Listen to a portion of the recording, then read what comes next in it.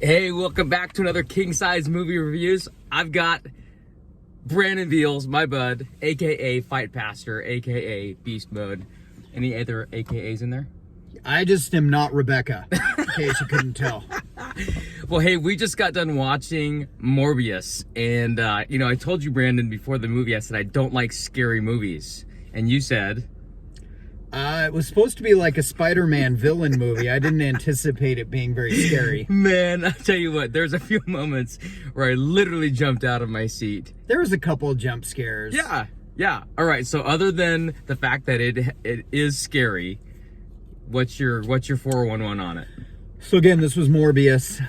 I thought the editing was terrible. It just kept. It was like it was meant to be a 3-hour movie, but they realized they couldn't give it to a mass audience at 3 hours, so they had to cut it down to 1 hour and 45 minutes. So it just like jumped plot points one after another, and then the next thing you know, you're in the final battle and it's over. Yeah, well, I didn't mind that because I was like on the edge of my seat the whole time. So, what I realized is that I don't know enough about Marvel movies. Like, I love movies, but clearly you know way more of the backstory.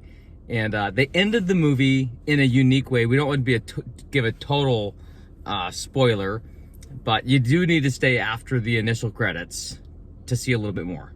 Yeah. And you got that. You knew what that was about. Well, I knew it because I recognized the character. All right. But basically, if you read Spider-Man comics as a kid, Morbius was a Spider-Man villain. Okay. Not a really prominent one. And I don't know, I thought the movie was fine. I would say if you liked Carnage, which is another Spider-Man villain, Carnage was slightly better than this movie. All right. So, well, some things that I liked the special effects. I mean, the way that if you've seen the previews, you've seen the Doctor transition from human to vampire, and those transitions and some of the special effects I thought were pretty cool. Yeah, if you remember like the old movie from the 80s, The American Werewolf in London, for any of you that are into scary movies, kind of the morph into the vampire person kind of reminded me of that. Looked very similar. All right. Well, so this is a Marvel movie, Morbius.